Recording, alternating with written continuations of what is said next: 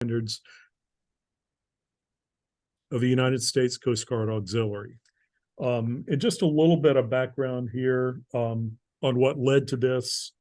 Husto is a member of 12-6 since 2021.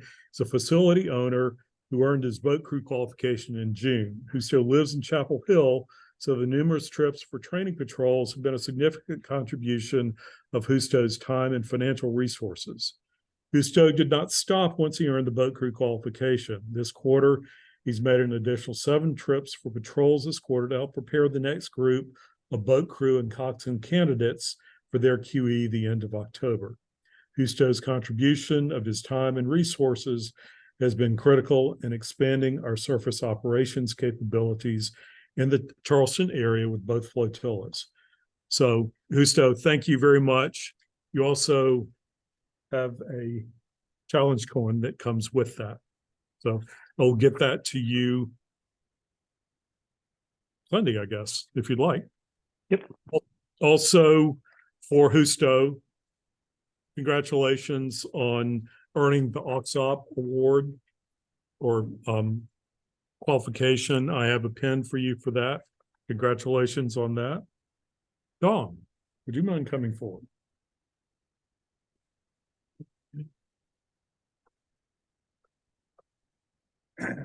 Auxiliary Membership Service Award presented to Don Gilleps, 7th District, Flotilla 12-6 for 5 years of valued service in the United States Coast Guard Auxiliary.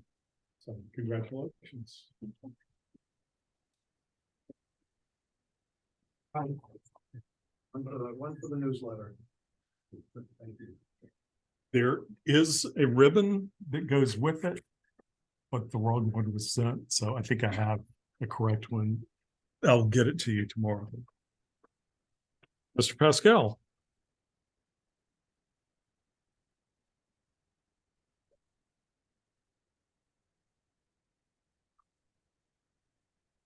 Very good to have your son on where he can see this as well. You can't see that I'm blushing, right?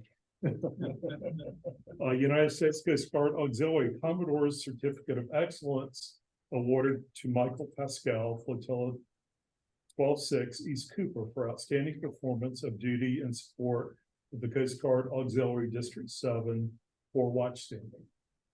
So,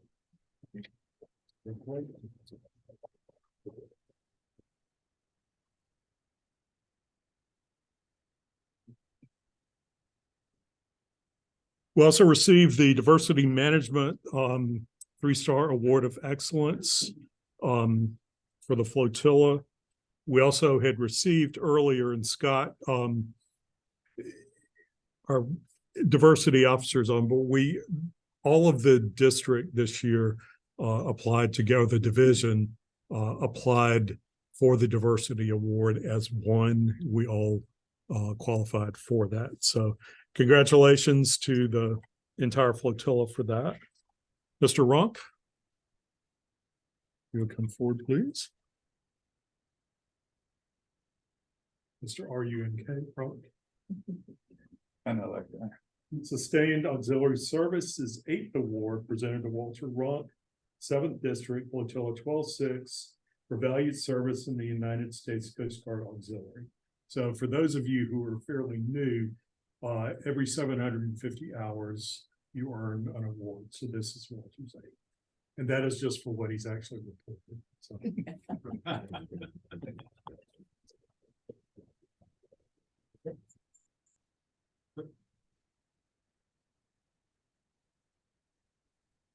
Last but not least. Somebody ought to somebody's probably spent 750 hours just making up my hours and putting it in. Well, it takes 750 hours to learn how to log into Oxteva.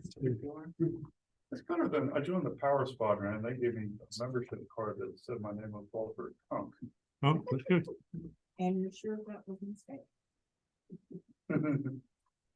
But I was able to join that Power Squadron in about an hour.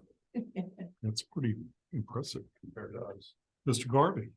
We might turn forward.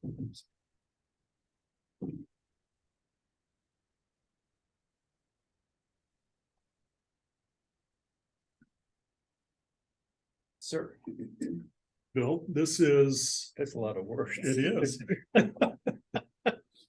Commandant of the United States Coast Guard takes pleasure in presenting the Coast Guard Meritorious Team Commendation to the District 7 Publications Contest Team for services set forth in the following: for exceptionally meritorious service from March 2023 to May 2023 while serving on the District 7 Publications Contest Team. Displaying exceptional expertise and skill, the team devoted over 200 hours to reviewing and evaluating Flotilla, division, and district newsletters. The District 7 Publications Contest is aimed to determine the outstanding publications at each unit level. The team understood that unit publications are auxiliary programs and policies to relay changes and processes and procedures and to keep members connected to their units and shipmates. The team judged each unit publication according to numerous criteria that included appearance, required elements, editorial quality, and content. 3 issues of 14 Flotilla newsletters, 3 division publications, and 2 district newsletters were submitted for evaluation. We can stop. Honest, we can stop. It goes on. In summary, congratulations. Thank you very and much. Thank you. Thank you for your patience. Okay, thank you, Jeff. Now that it's time for the meeting to adjourn, can we have a motion? Thank you all. Let's see, a couple of additional things just wanted to mention if I can find my notes here.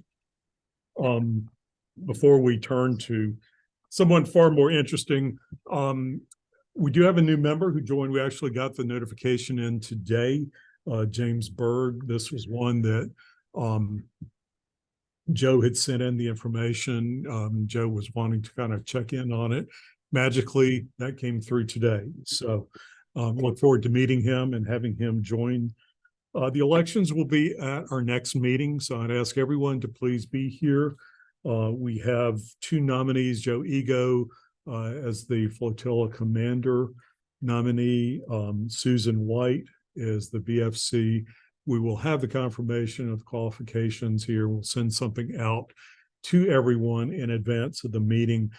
Zoom votes do not qualify, so it is the members present who will need to vote on that. There can be nominations from the floor as well, but we need to make sure anyone nominated meets the criteria and is willing to serve. That prevents people who aren't here from being elected to an office they're not willing to do. So we don't want that to happen. Blood drive is next week. If you haven't RSVP'd to Kathy, either for lunch or the blood drive, please let her know tonight. Next weekend, we are having the a massive QE.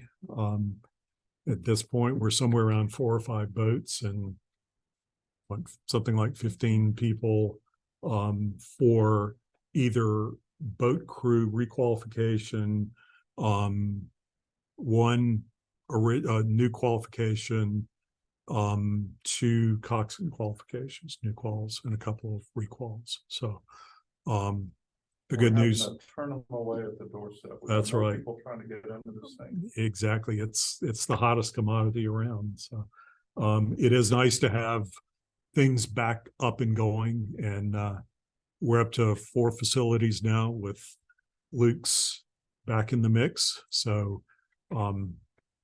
ready to get out on the water for more than just the training. I know Walter loves the training missions, but it's an important part and it allows us to grow. So thank you for all of your time as coxswain through this whole process.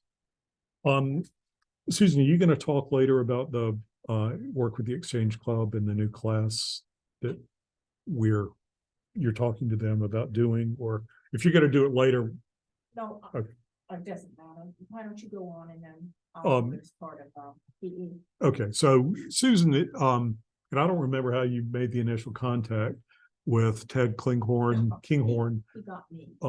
He called me. who is in the Isle Palms Exchange Club, but it's turned out to be a really good, fruitful partnership for public education. You've done 2 classes at Sullivan's Island Elementary, both of which were full almost as soon as they opened the enrollment. Those 2 programs were for kids. We had another public education, just the regular Boat America class, where, what was it, 30, yeah, over 30 some odd people in the class that day. And the next thing that is coming online is the Suddenly in Command. He had asked about a class for ladies, for females who may be not as familiar with boating, but wanted to know what to do if they needed to take over. So the Suddenly in Command class is something that's I do. Everyone, not just. Absolutely. Females. Absolutely. The original request was for something for females, but it is a very broad-based thing and for anyone. Right. But that wasn't one of our classes. That was power spot. So that that's in the works. Susan, thank you for taking the lead on all of those classes. Last thing that I'll mention, sort of a follow-up on the boat crew process that we've been through. It's been a lot of effort to get everybody through this year. Our esteemed, currently Walter the Vice, new, soon to be division commander, decided it would be good to take that up to the division level and have coordinated training activities and have a sort of a continuous process for people as they come into the auxiliary who are interested in boat crew, or people who were in the auxiliary who may have been doing other things but now have the time to devote to boat crew. So more to come on that, but the plan is to have that sort of coordinated at a division level. So specifically, the plan is to have you coordinated at the division level. There you go. along with 3 others. Whoever else you can rope into Yep. it. Yep. So Walter had tasked Joe Livingston, who's a division ops, Dean Creed, who has really been a huge driver of this year's Susan and me to sort of get that pulled together and coordinated and come up with the plan to move that forward next year. So more to come on that. We are delighted tonight to have joining us from Miami, Lieutenant Connor Pascal. That last name may be familiar. Mike and Kathy's son. Connor is with the Maritime Safety and Security Team in Miami. So, Connor, we'll turn it over to you. Thank you for joining us tonight. Yes, thank you, sir. Can everyone hear me? Yeah. Let's see. Let's try that one more time. Can everyone hear me? Is that better? Uh, Good. We Yeah. can hear you. We're working on the volume at this end. Okay, Technology is not not my strong point. I won't. that's okay. Mine either. While you're doing that, I'm going to try to figure out how to share my screen. Okay. Hey, Tom, can you pin him on that? You know, it says host Here you disabled participant screen sharing. Someone has to You got it. give me the ability to share the screen, the host. Yes. That should be coming momentarily. Okay.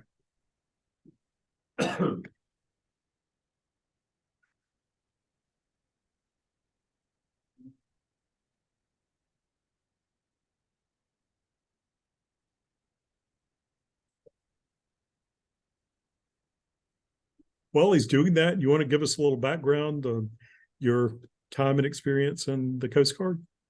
Yes, sir. So I've been in the Coast Guard for about just over 5 years now. I commissioned through the Maritime Academy graduate direct commission program in June of 2018. And I went to Massachusetts Maritime Academy, where I got my bachelor's in emergency management and a minor in homeland security. My first unit was Sector New Orleans in Louisiana. For my first year, I was a Marine inspector, which basically is someone who goes out and inspects Coast Guard like federally regulated transportation vessels. So everything from a small barge that carries benzene all the way up to high capacity passenger vessels, cruise ships, and things like that. And then for the last 2 years at Sector New Orleans, I was in the command center. I was a command duty officer, so pretty much running search and rescue cases, law enforcement cases, pollution cases, from start to finish. 12-hour watches for 2 years. Got a lot of good experience there. Responsible for the entire state of Louisiana for Coast Guard response. And then in 2021, I transferred to Maritime Safety and Security Team, where I'm one of 3 department heads. I'm the future operations / support department head. Basically means I've got 11 people in my department. I plan all the deployments, all the logistics, air travel, hotels, weapons packages, moving the boats, moving people, all that kind of stuff.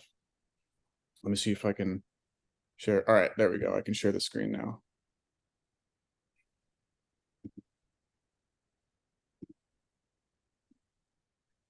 Just got to do one thing on my end, and then should be able to share screen. All right, you should be able to see my screen now and the presentation that I have up. Yes, sir. Okay, everyone can see it? Yeah. Yep. Awesome. Well, thank you very much for having me tonight. Really appreciate all of your time, and I'm honored to be presenting to you. So I'll get started. So for the next 2 hours, I'll be talking about the safety and security team now, just about 15-20 minutes, and then I'll open up for questions. So overview of my presentation, I kind of hit my background first already, but I'll just fill in the gaps real quick. Talk about the Deployable Specialized Forces program in the Coast Guard in general, and then we'll talk about the Maritime Safety and Security Team, because the MIST falls under the DSF umbrella, DSF command. We'll go over the MIST missions, and then some deployments that I've done, and some deployments the unit has done that I have not been a part of, and then look at some cool videos and pictures, and then open it up for questions. So already hit Mass Maritime, Emergency Management, and Homeland Security. I was a firefighter EMT for the local town, and Bourne, Massachusetts, if anyone's familiar. And then I'm a plank owner. So I was in the auxiliary for about 5 years. All of my time at Mass Maritime, I'm a plank owner of the Auxiliary University program, the first one to be started at Massachusetts Maritime Academy. So pretty happy that it's still up and running, and a lot of cadets from the AUP. I'm one of them, have joined active duty ranks and reserve ranks, either enlisted, but mostly officer. So that's good. And then so my first unit, Sector New Orleans, I hit on Marine Inspector, hit on Command Duty Officer in the command center. I hit on MIST Miami 2021, transferred there, and I'm the Future Ops Department Head.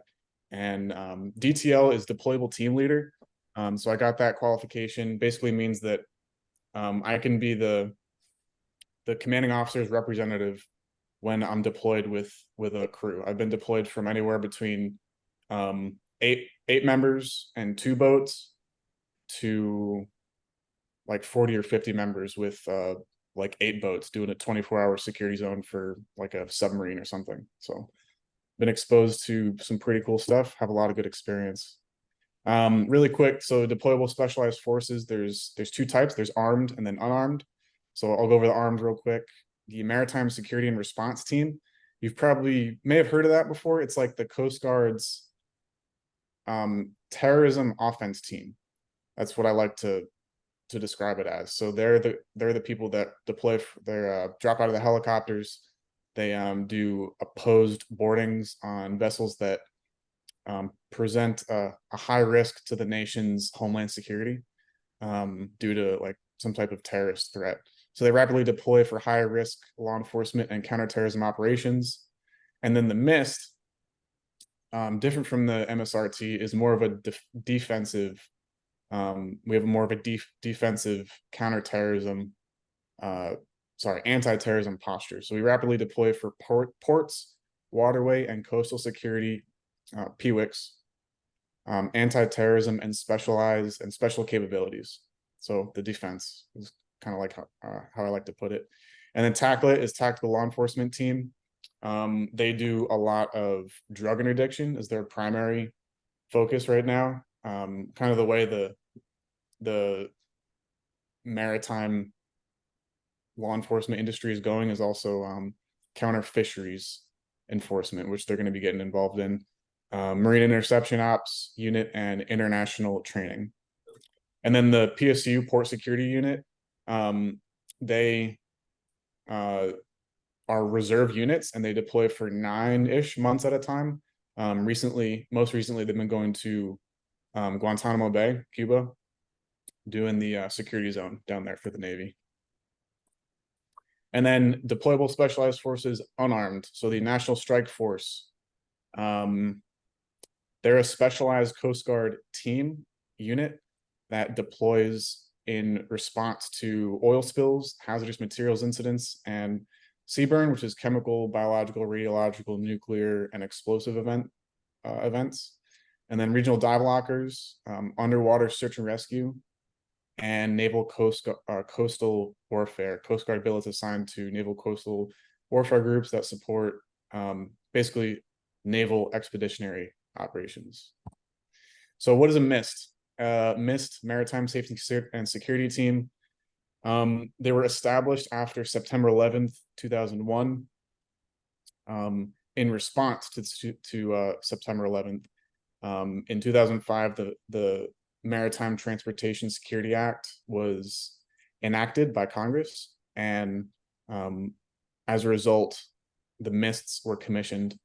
And so it says right here, Miss Miami was commissioned in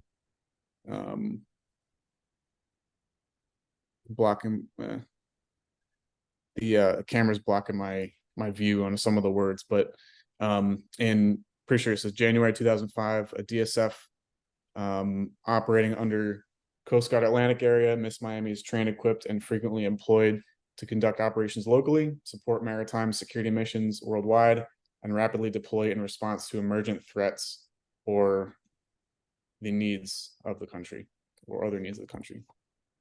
So MIST missions: deter, protect against, and rapidly respond to threats of terrorism in the maritime domain, enforce moving or fixed security zones established pursuant to, again, it's part of my screen's covered, so I can't see exactly what that says. High-speed intercepts, board search, and seize any article or thing on a vessel, blah, blah, blah, blah, blah, blah, blah. Rapidly deployed to supplement U.S. Armed Forces domestically and overseas, respond to criminal or terrorist acts within a port to minimize disruption caused by such acts. And then, yeah, so I think everyone gets it, kind of what we do. Here are the 11 Coast Guard statutory missions. We participate in 6 of those statutory missions. So ports, waterways, coastal security, law enforcement, drug interdiction, migrant interdiction, search and rescue, and defense readiness. So some of my deployments that I've personally been involved with, either as the deployable team leader, again, the commanding officer's representative in charge of the conducting the operation, or in a support role. So we do a lot of presidential security. The president loves going to Rehoboth, Delaware. He has a house there, and it's near the water. So the MIST teams will deploy and do waterside security zones when the president is on vacation.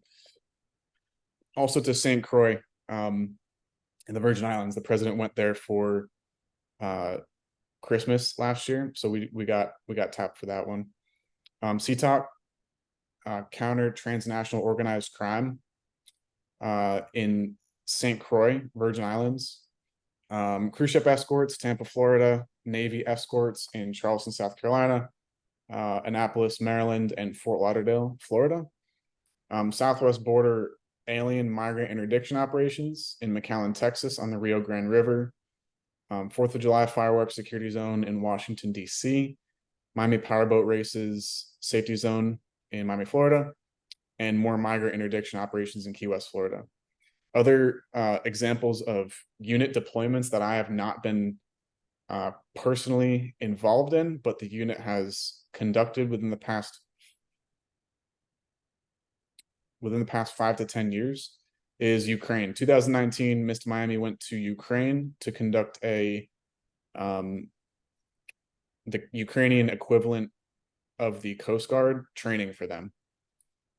Costa Rica, counter drug mission, Haiti, again, training the Haitian Coast Guard. Sigonella, Italy was a staging area for Mist Miami and Mist Houston to insert into Africa, specifically Senegal and Cameroon, to do riverine tactical boat training. And then Gitmo, Guantanamo Bay, terrorist detention center, security zone. Just gonna bring up a couple cool videos. Well, I think they're cool. Can everyone see this video right here? Yeah, we see it. Okay, I'm just gonna play it real quick. Got 2 videos. So this is pursuit training.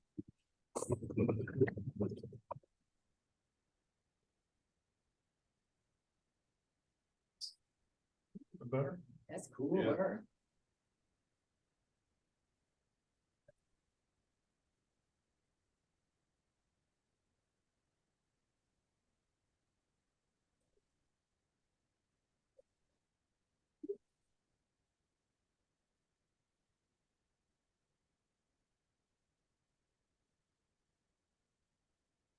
Connor, is that here in Charleston?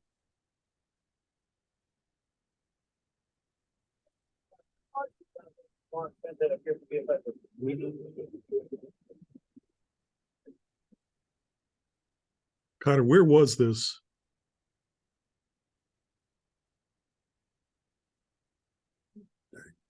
If that's not here, they have a school that teaches the same kind of driving on the Wando. Really, has that, Yeah. Tuesdays and Thursdays, it was always something to watch. Whatever. Oh, those things are really neat. Okay.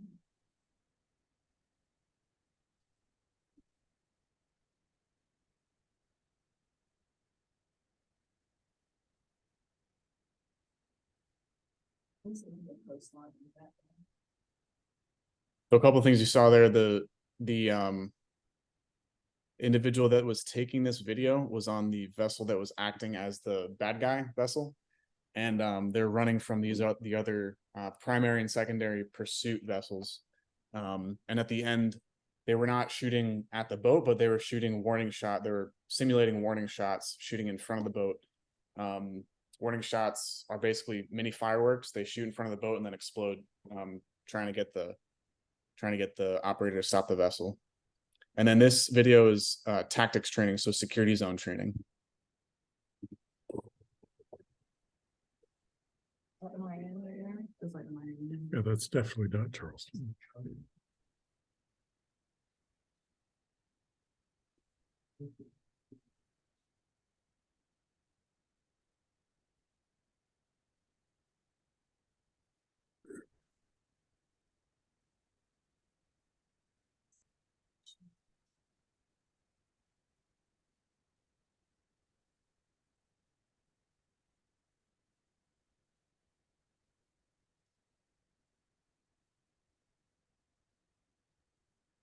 It's Charleston in the future.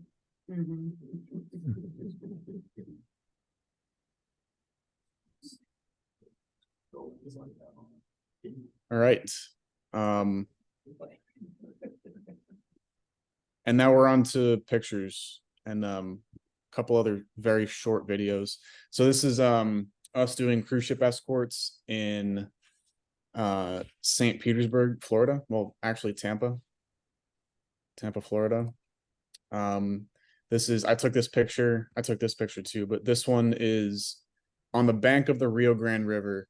There were some migrants that made illegal entry into the United States from Mexico, and we were looking for them pretty much. Didn't find them. There's a good amount of gotaways, as they call them. But yeah, there's a border patrol agent up front, and then two other coasties. There was some. This was a separate incident. That's Air and Marine Operations helicopter, and again on the Rio Grande River. This is a little video of security zone training and some physical fitness training that we go through.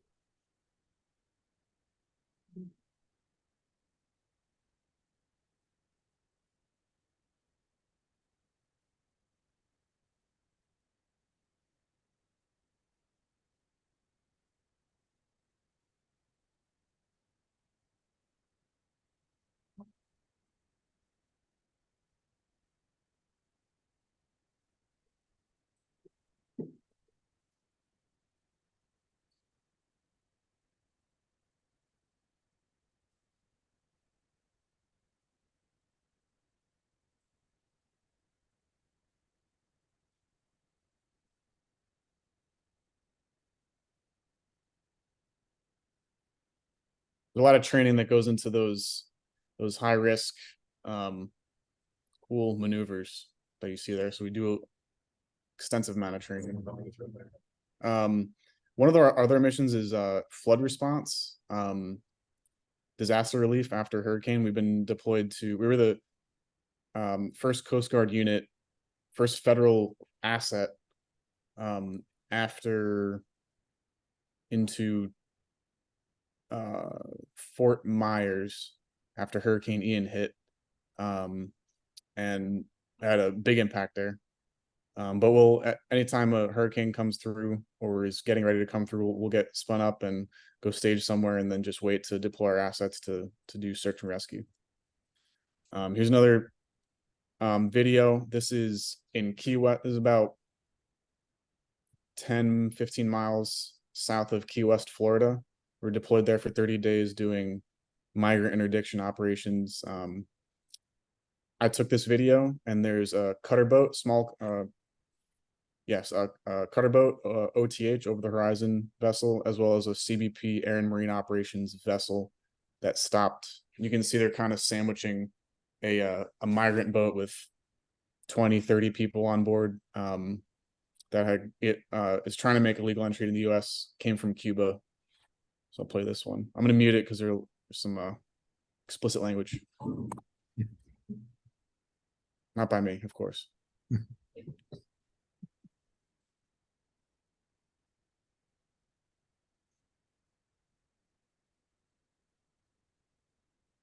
then here's just an example of what we ran into on almost a daily basis while we were deployed to Key West, Florida, on what migrants try to make the dangerous 90-mile cross from Cuba to the United States, or even from Haiti to the United States. And then that's just a cool picture of me. That was taken actually in Charleston. We were doing a security zone for MOL, military onload, or I always forget whether it's onload or outload, but pretty much the loading up a roll on roll off ship with a bunch of military equipment to bring it to some other place in the world. So requires small boat Coast Guard security on the water. Thank you very much. that concludes my presentation. Thank you for your time. Appreciate you having me, and I'm opening up the floor to any questions.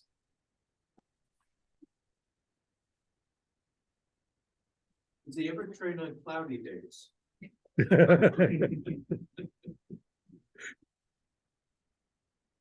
Could you hear the question? No, I'm sorry. Say it again. Bill was asking if you ever train on cloudy days. Everything was such lovely, perfect weather in those videos. Yeah, it is Miami. We do a bunch of the majority of our training in Biscayne Bay, just south of like the city of Miami. Yeah, no, we do training in our training limits are like 3-foot waves, 15 knot winds. So we don't really do any training in anything worse than that. But yeah, I mean, it has, gotten cloudy on us out there from time to time, but someone's got to train in the nice Miami weather. When you're deployed in Africa, such as Senegal or Cameroon, you use assets translators? So I was not part of that deployment. It happened before I transferred to the Mist. But that was a training mission. So they wouldn't go with boats, but they flew in, and then they would train that country's Coast Guard or naval border guard forces. In Language. Sorry? Usually they don't speak the language. Oh yeah, they would have translators.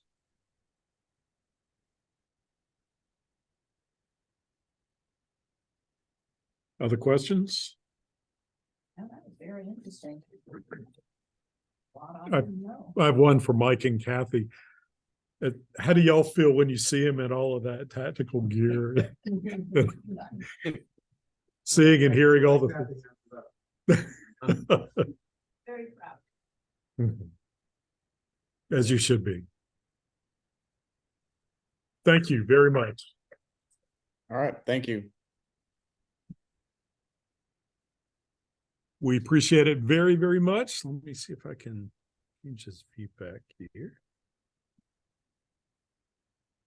And you're absolutely welcome to stay on for the rest of the meeting, but if you need to go, you are certainly welcome. We really do appreciate you joining us tonight. Pretty exciting stuff you do. So thank you for sharing with us, and thank you for your service. We really appreciate it. All right, thank you very much. I'm gonna head out, but it was nice to meet everybody, Thank you, and John. hopefully see you again soon. Okay, Thank you. great. Thank you, sir. Bye. Mike and Kathy, thank you for arranging that tonight. We're having There's a lot of planning to pull that off, right? 27 years ago.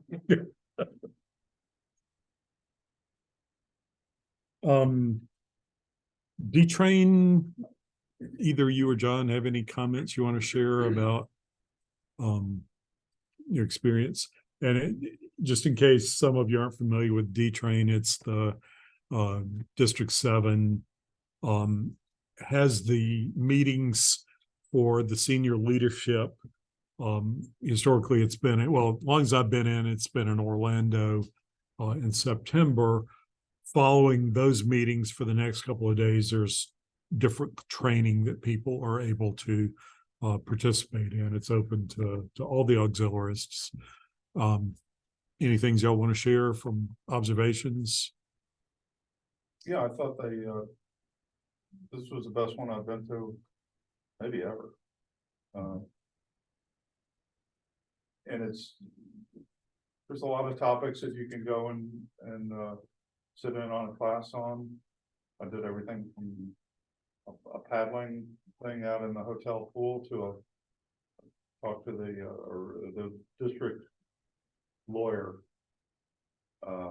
They gave a class on Robert's Rules of Orders and how to kind of handle a meeting and what the right procedures are for all this stuff. That's everything in between cooking, vessel examinations, recruiting. Pretty much every corner of what we do had something involved with it there. It was a good time here in Orlando. It's a big hotel. It's attached to this great big mall, so there's lots of options on where to eat and whatnot. If you don't mind hanging around with auxiliary for a couple days, it's not bad. John, They anything? had a real nice, auxiliary store there. This time, it was run by the exchange, the auxiliary. And, they had a lot of, civilian, auxiliary logo, shirts and everything like that, really nice stuff. We gave a class on, in the navigation systems department on GPS. We had a 2-hour class. Some of the classes that I wanted to see were running it alongside of my class and I couldn't see them, but I did attend the aux pad, training. And, also, Marine Dealer Visitor. But all in all, they have a excellent, banquet that, I attended, both of them. This is the third time I went. This time I was under orders. And, usually you have to wait for your money. 3 days after I came back, I got my money, went right into my bank. So it was quick that way. And, I like it. I mean, like Walter says, it's attached to the Florida Mall. It's called the, Florida Convention Center.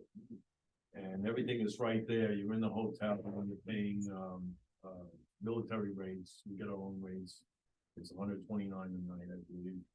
And, just happened, I went with my wife, and usually she doesn't have much to do except go shopping, but they had this show going on. They had these, impersonators, professional impersonators, and they were going for photo shoots. And they had Barbara Streisand, which my wife loves, look like, and, they had Mr. T, they had all different people. I mean, it really was a fun thing. Food was good over there. And, I recommend it to anybody, because you network with a lot of people, you see how they do things in other flotillas. And you find people that are doing the same thing as you are, you learn some things and you teach some things. And, it's great. It's a great thing. There's a lot of one-on-one training, which you would have to wait for a class like that. It would probably be a Zoom class, but it's different when it's one-on-one.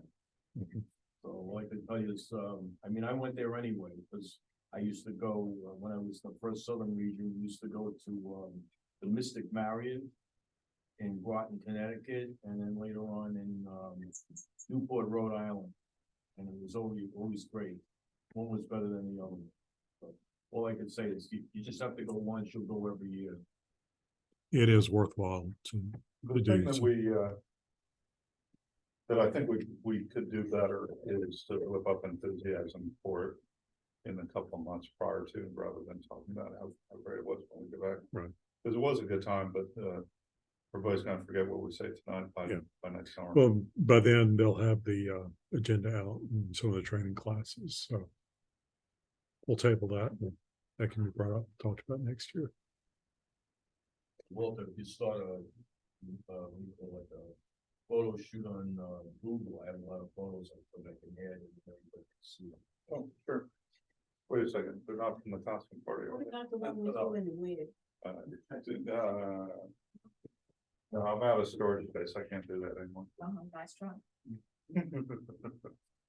Dawn, PFC, reports.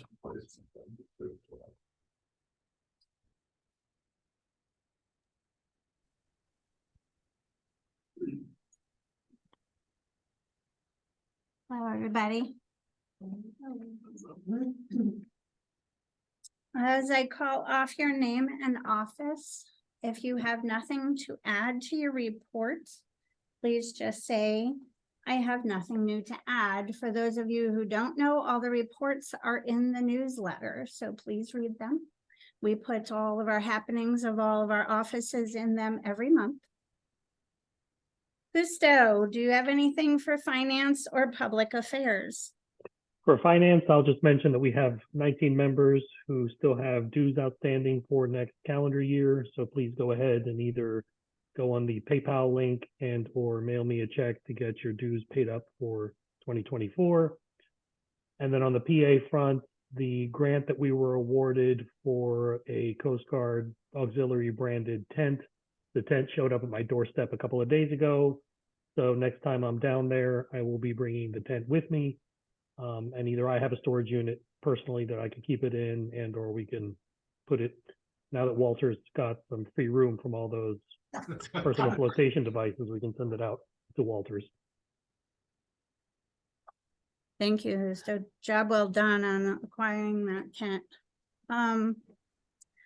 Joe, are you on? Joe Ego? Do you have anything for him? Yes, I am. I made it. Information.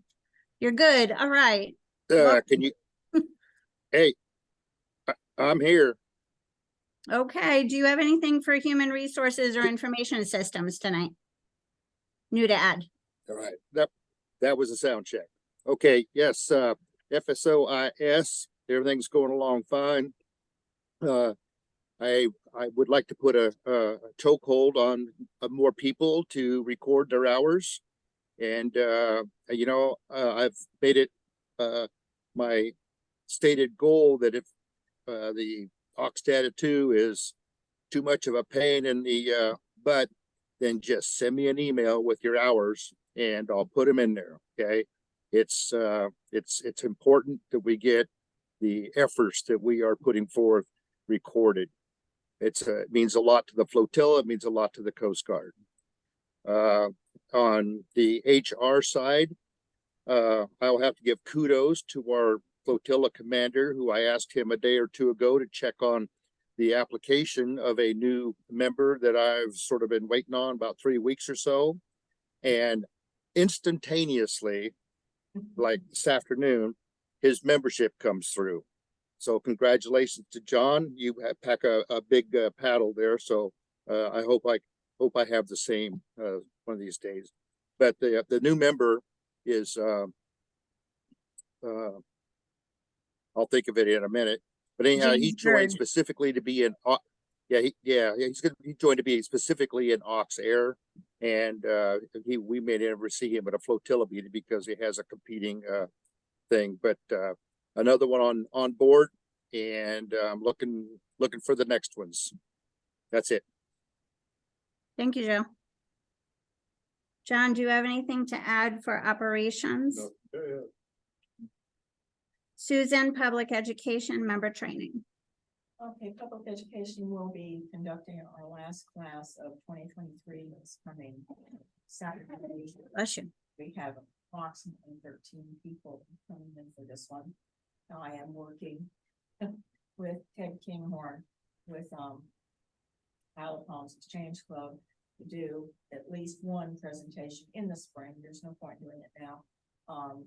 Of a program called Suddenly in Command, which is about a 3 to 3.5 hour presentation. That's basically for people who aren't going to be in command of the boat, but who might become in command of the boat if the captain becomes incapacitated. They've had a lot of success with it. 12-1 has done several. It's really geared toward boating communities. They did one up in North Shore on Lake Marion recently. So we're gonna go ahead with that. I'm going to be meeting shortly with 2 principals at 2 different schools to arrange for teaching the water and kids program in the spring. We usually do it right about Easter when people are going to be going closer to the water. And then I've already sent in all the registration for the information for next year, both in the national board and also for SCDNR. We're going to do classes from January through October next year. Still at Daniel Island, I sincerely hope September. If they have that run the same day, just finding the one challenge. Member training. Anybody who is interested in starting the telecommunications program, I'm going to be giving a presentation tonight. You can start without having your number, but until you get your number, we're not going to be assigning you a mentor. We've got few mentors and I want to kind of stagger them, so we're not putting too much on anybody at one time. But please do stay so we can go through the PQS and get that underway. It's going to take several months to get this particular qualification. It's multifaceted. And I'd just like to mention one other thing. On the desk, John has got the new, South Carolina handbook. I've been looking through it while we've been sitting here. Anybody who's a vessel examiner, there are several changes in this that have not been in the old ones. So you're gonna have to get new ones. We're gonna need new ones for our classes. And one thing in particular for all the E's, the decal that the state sends just has to be within 6 inches following the registration number. It's stated a little differently this time. And that's been a point of contention when some people go out and they say, you put this decal on the wrong place. And I did it on my own boat. So, watch out for that, but they've got the new, life jackets. They explain more about the new life jackets. And also they've got the, updates on fire extinguishers. So make sure if you're a vessel examiner or anybody who needs the public to talk about these kind of things, make sure you get a new one tonight and look through it, because there are some significant differences because of the laws that have changed in South Carolina and the nation over the past couple of years. And if you've got the old, well, that's it.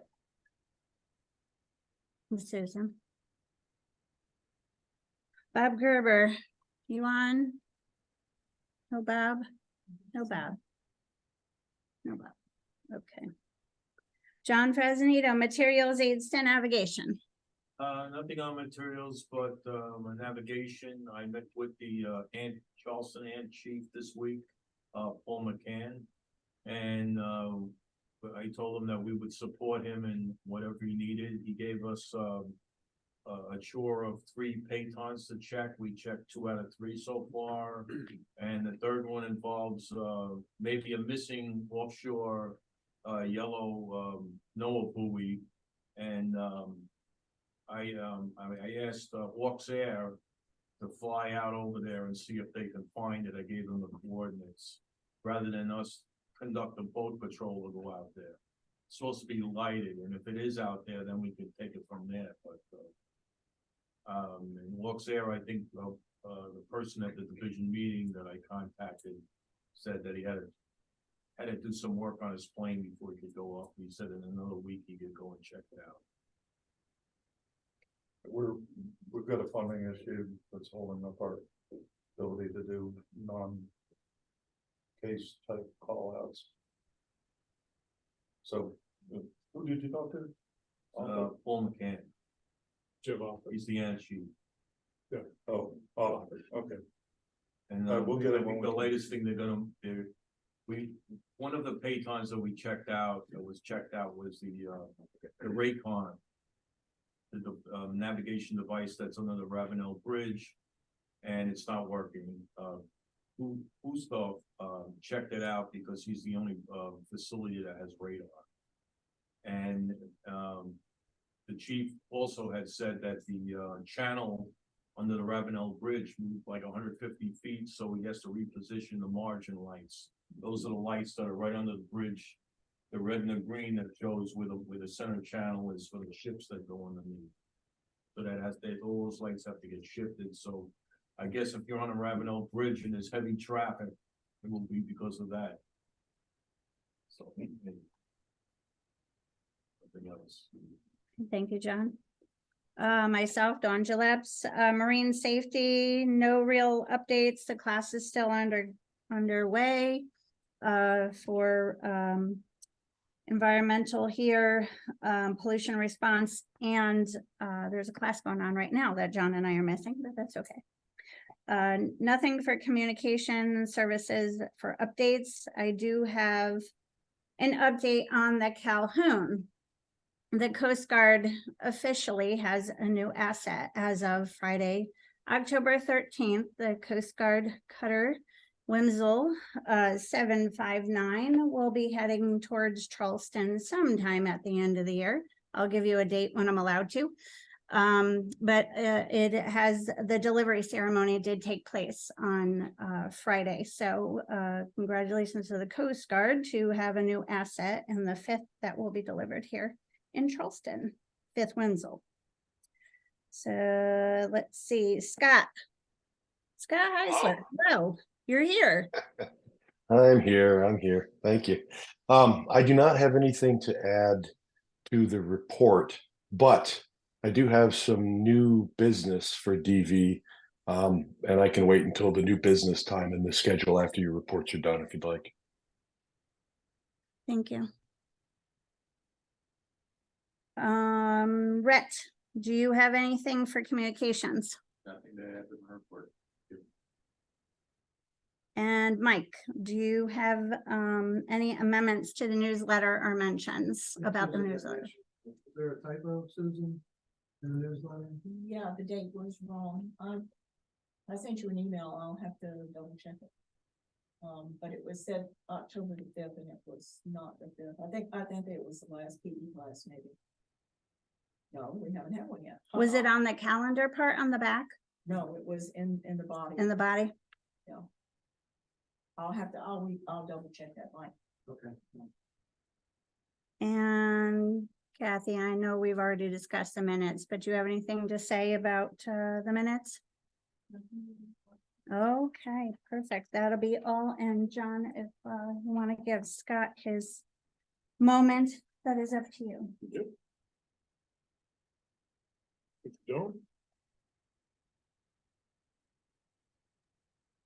And so Derek, do you have anything you want to share with us tonight? Anything new and exciting going on in the Hamilton? No, not at all. Thanks for letting me be here. Absolutely. Thanks for joining us. Again, put in a plug. After the first of the year, I intend to try and spend some time with Mr. Pascal, learning the ropes as watchstander, GPAL watchstander. So if there are others who are interested in that and other ways of helping out, the surface ops, we're up and running again now once we get this last bit. So hopefully we can get some joint activities going on there, help you all out, and then help us out with learning how we really need to be doing it. And, that's one of the things looking at the Boat Crew Academy next year, if we can incorporate some active duty folks into some of the training along the way, I think we'll all benefit from it. So, any old business? Yes, ma'am. An update on MLEA. Believe it or not, there has been some progress. Our plan law enforcement academy just as a right, but we're going to be back in the summer. Can everyone here online? Can I forget about? Can somebody give me a thumbs up if Kind you're of tough, able? kind of tough to hear. Okay. Yeah, it's kind of tough to hear. Oh, yeah.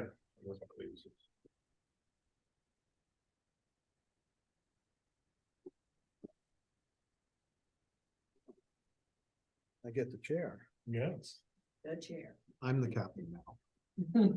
So just an update on MLEA, the Maritime Law Enforcement Academy. A couple of months ago, we had a tour of MLEA in an effort to establish a partnership with them, similar to what we're trying to do with the Cutter Hamilton. Communication with our liaison over there has been spotty because he's been very busy. But he has proposed a program to command, and it's going through the approval process. It's getting positive noises. And he will come back to us with a summary, but essentially they're looking at trying to establish like a certain day of the week that would be auxiliary week. And that would be the day that they would accept auxiliary volunteers to help out with various things. One of the things that they've been talking about is we act as mock students in helping to train their instructors. There's going to be a PQS, a small PQS for that, and they're looking at other things as well. So hopefully I'll get something written from him soon, and once I do, I can I'll write up a summary. We can push it out to everybody, and we can push it out to 12-8 as well, because there were members from 12-8 that participated in that tour. So stand by. I know I've been saying that since last February, but we're making progress. Thank you, Mike. Any other old business? Need a minute at some point. Go ahead. Okay, I use a Gmail account to send out division traffic. And I'm starting to worry that there are people that don't get that traffic either because of spam filters or some other issue. Is everybody here receiving this stuff? When people joke about calling me Walter the Vice, because that's how I find those emails. I do occasionally get emails. Okay, there's not a lot of them, but has everybody got at least one of them? Yeah. Because you all should, every time I have to send something to the whole division, I pull a fresh roster and use that as the distro for those emails. So I just want to make sure, is there anybody that doesn't know what I'm talking about? Everybody's seen. Walter, is from it your Ox War account? No, this is CG Ox 070. It says Division 12. And William and I both have access to it. So the only way, mostly it's outgoing traffic, it's announcements and stuff. I just wanted to, I'm worried now that it's going into places where people don't end up seeing it. No, that's possible because I'm convinced that I get a few. You do. Well, I get one share from you and I get. Okay. I think it has more to do with how your mail client handles an email with a bunch of blind copy recipients on it. Walter, is it with that one symbol there? Yeah, I got a little compass rose on it. I think that's what it is. Yes, I'm not sure. Because we've got stuff going on for Boat Crew Academy, we've got stuff going on for the auxiliary paddling program. So there will be traffic and specifically I want to use that to find out who's interested in training for a specific one of these programs that we've got going on. And if they're not going to everybody, I got a problem. I'll have to dump it on the flotilla commanders and let them get all the work. This problem solved just by. Well, he can't officially do it until January 1, so not my problem. Okay, Walter, if everybody puts it in their contact list, it should show up more often. yeah, I'm just not sure if Gmail is keeping, or if mail clients are keeping Gmail with no direct address on it, because I just blind copy everybody on, so you don't get. But like the announcements about the division, calendar invites for the division meetings and so forth. Well, the one little bit of division business I do want to put out for everybody. We only meet at the division level quarterly. That's once every 3 months, and our past meeting just happened 2 weeks ago. Our next one will be our change of watch. We're planning on the 6th of January, right? The Saturday after New Year's. And we're going to take the business part of it back to the McCall Auditorium at Sandy Cooper. Those of you that have been around for a few years remember that we used to do it up there. It's a nice big meeting space. And then we're going to have hopefully some afternoon time on the water over at the Tail Race Canal, and then probably a lunch at the new, what's it called, the Missoula Lagoon Marina off the Tail Race, not the dock, on the other side of 52. There it is. Anyway, there's a brand new marina up there. There should be the Swig and Swine barbecue people are putting a restaurant in. It's not open now, but it should be open by January. So we're gonna have the business in the morning at Sandy Cooper, lunch at this new restaurant at Swig and Swine. Hopefully, if the weather cooperates, we'll have some boats there. Maybe take folks up through the locks if you haven't had a chance to see Panopolis and the what was it? The time it was built, the largest single lift lock in the world. Yeah. And then a formal dinner at the dock restaurant, the Gilligan's at the dock, I think it's called now. So for planning purposes, that's Saturday after New Year's auxiliary in Monk's Corner. Okay. That is all. Thank you. New business, Scott, go ahead. Thank you. On Monday, I attended or listened to a Zoom meeting with the D7 East flotillas. Hold on. Also getting over a cold, so that's one of the reasons I didn't burden you with my presence, because I don't want to give anybody anything.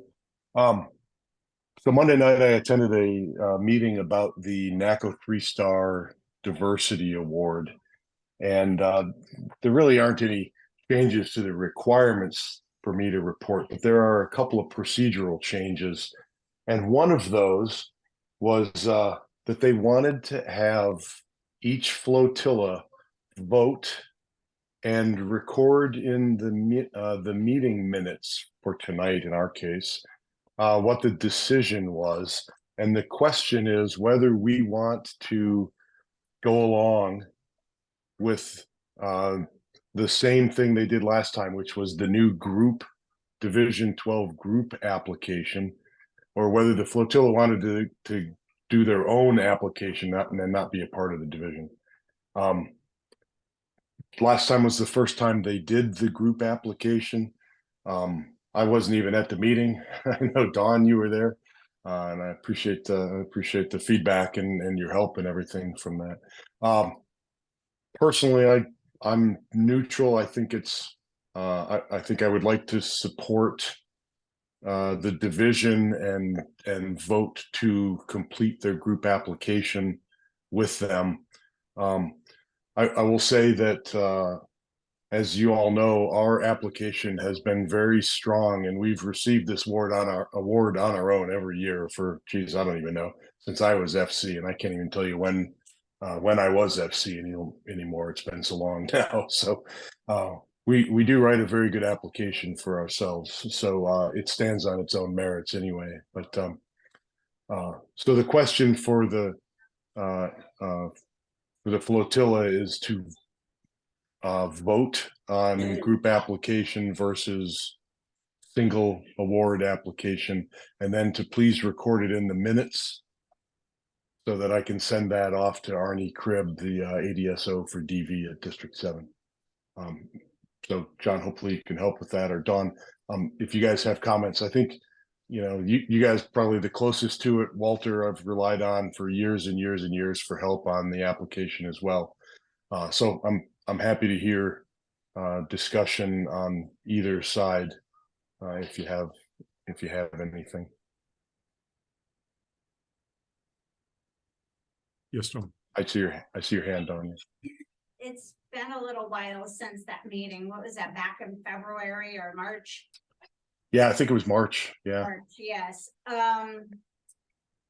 When they were discussing the proposal for this group application, and we did it at that meeting, the benefits to the flotillas that do not have the opportunities that we have, or the participation we have to do an inclusive application, is astronomical for those flotillas.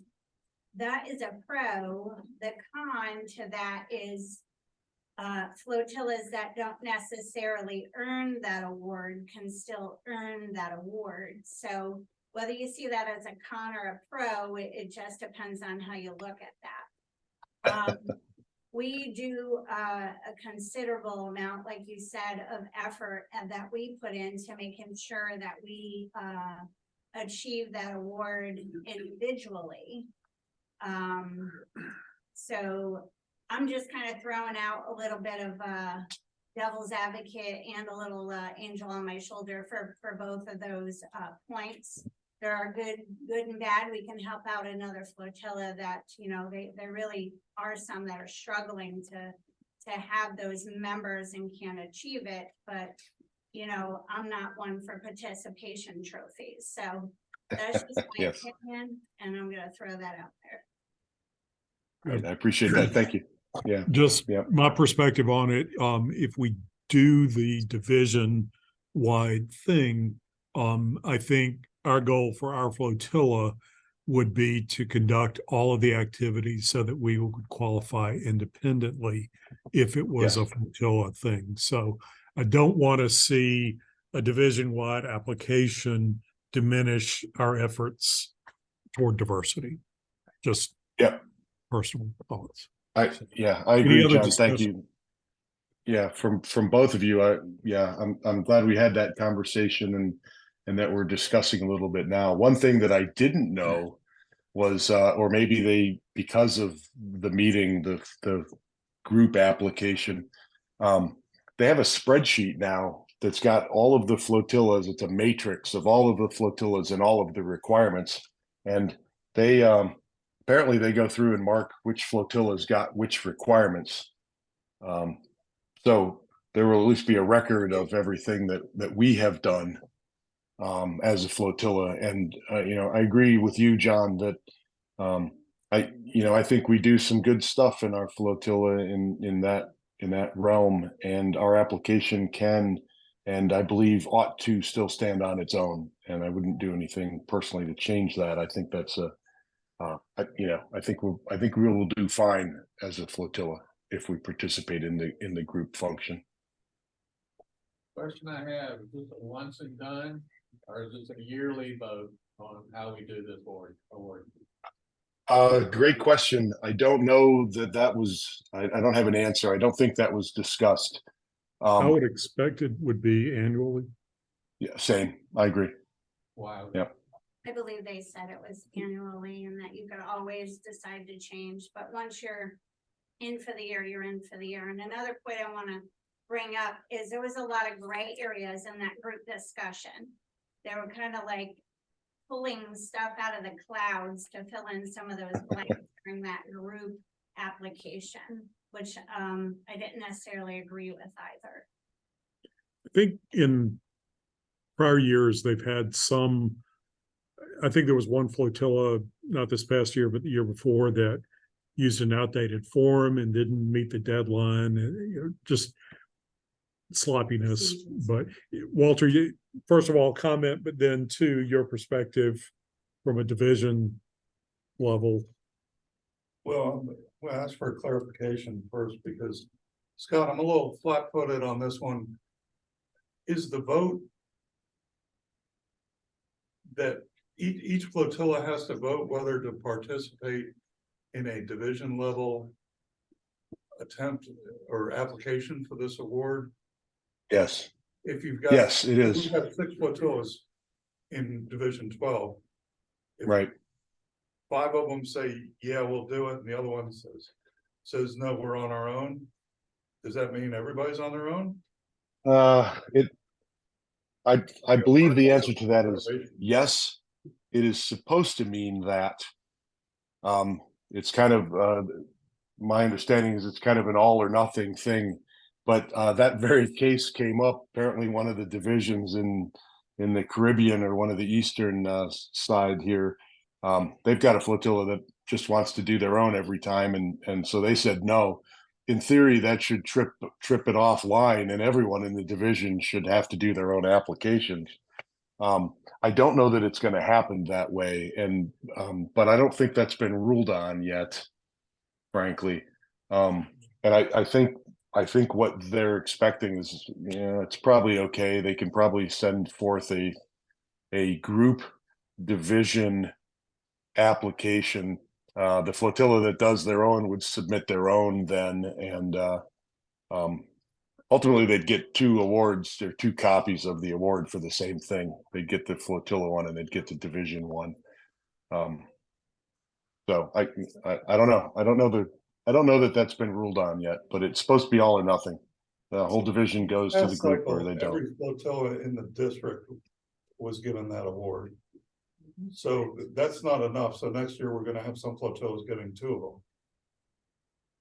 You mean with the individual applications?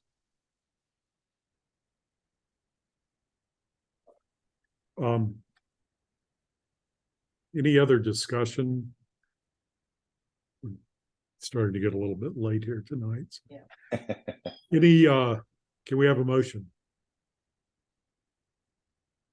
Motion. auto vote, on, the diversity plan for individual or division-wide application for the. okay, so the motion ought to be something on the order of either we are, yeah. Individual or group. right, Scott, you have a better understanding than anyone on this. Could you make a motion for what you'd like to have us vote on? Sure, I think how I would phrase it is I would make the motion to participate in the group application and take that vote, and if that vote fails, then it's automatically an individual. It's automatically an individual application. So I move that the flotilla vote on participating in the Division 12 group application for the NACO 3-star award. Second. okay. We have a second from Susan. Further discussion? Hearing none, all those in favor? Aye, from this end. Opposed? I think we have some confusion. No, I don't have any confusion. I'm just torn because I've been in one of those small flotillas that are in an area that it's really not a lot of diversity there. And Right. yeah, and I don't want to step on anybody's head. I don't know. I abstain. All right, I'm sorry. So- Well, it's That's not fine. just If we- the meeting, it's under that too. it wasn't clear. So if we can, let's vote again because we had a mixture here by a show of hands. And this vote can include those online. So show of hands, all those in favor of participating in a division-wide diversity award nomination. Further discussion here, Yes, okay. if I don't mind, if you guys don't mind, why would we allow all the divisions to go on and get an award if we, for example, take all the efforts of doing this? Or I misunderstood this, or, You haven't misunderstood it. No, well, I personally don't. You know, if we do the effort of doing all the work and so on, I mean, why would anybody else get the award? Fair point. yeah, it is. Fraternity. I don't know. I'm with you. And all I can say from our perspective is we've won this award year after year based on the strength of our own application, But yeah, I'm sympathetic to it. I understand both sides. I don't know if I have a good answer. I probably should. I don't. I'd like to make a motion that we keep it the way it is. We have a motion on the floor. Further discussion?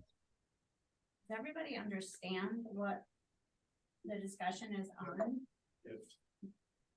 Okay.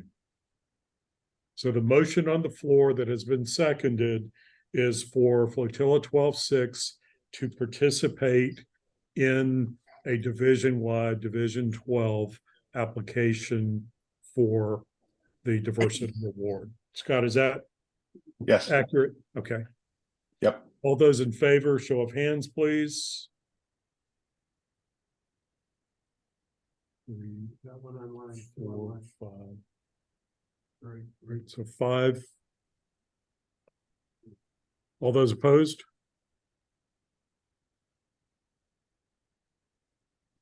Okay, motion fails. Over the numbers. We had 5 in favor, and I believe it was, Three on the line were probably yay. and Say it 7. again. 7 opposed. Okay. Individual application it is. That's 12. We had abstentions. The others, everybody else abstained. How many abstentions? I abstain. And we have. 1. We had, if you abstain, raise your hand. Okay. On this, Two abstentions, 2, 5 8, yeas. 9. So nays. that's 14. We had more than 5 yeas. Three on Zoom. Okay, one of them was me, so Oh, I only count one. and Joe. Do it again. Just go. All right. Just to make sure we are accurate here. Again, all those in favor. And Kathy, I'm going to ask you as secretary to count if you don't mind. All those in favor, does anyone need the motion read again? Can I just read the motions? Sure. Scott made the motion to participate in division-wide group applicants for diversity, for the diversity award. Is that accurate? Yes. Yes. Okay, Susan seconded it. yes. Okay. We will read. All right. All those in favor, raise your hands. Keep your hands up until Kathy. Okay, I can't tell. All right, one of these counts twice. It's that chat 4, 5, So there are 3 so that's 5. online. Okay, Go find the TV guys this year. all those opposed, keep your hands up.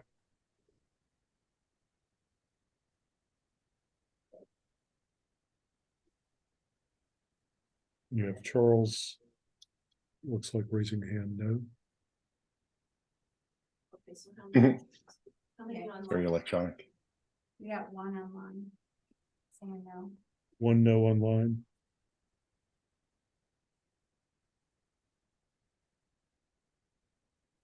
Okay, got it. And how many abstain? 2 abstain. I just don't like having something like this thrown at me and then have to decide right away. I'm sorry. The motion failed, so we will prepare a individual flotilla election for next year. Any other new Roger. business? No, that sounds good. Thank you. Can we make sure that the numbers get recorded in the thing and then I'll send it up when I get the minutes back? Okay, will do. Thank you. I appreciate it. Thank you everyone for your time. Thank you. Thanks, Scott. 2 items of new business I will just mention to everyone at the next meeting. One of the requirements, and this is one of the things Walter picked up on in the D-Train in the legal session that you went to, our standing rules should be approved every 5 years. And to my knowledge, that's never been done. And actually, were you able to get a copy of an official copy from Miami? So, No, I never heard back from Vicky. okay. I've got an unsigned copy from my tenure, Mhm. and I think prior to that, it was. Ron Foreman maybe was the last guy to actually sign it, so. Okay. So we will send something out before the meeting the next time. A draft of what we have, even though we don't have a signed version of the standing rules. If there are any modifications we want to make, I'd ask everybody to review it beforehand. But I would like to vote on that at the next meeting, so it's recorded. And we have an updated standing rules. We will be in compliance. We can send it in. And then the last thing, there was an all-aux notification that came out about uniforms, new clarification of policies on grooming standards, et cetera.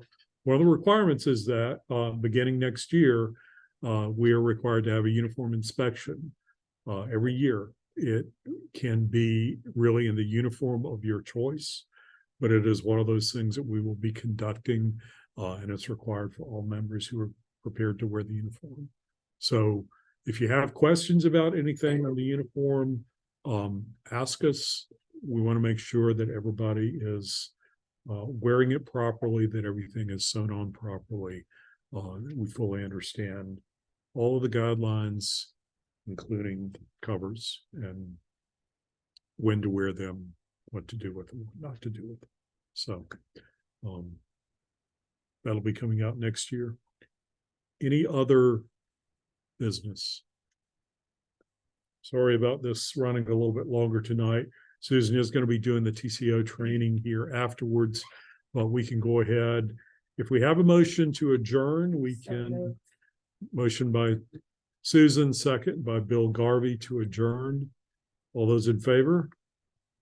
Opposed? Hearing none, we are adjourned. Thank you all very much. See y'all in the meeting. Sure. Thank you. Bye-bye, everyone. All right, have a good evening.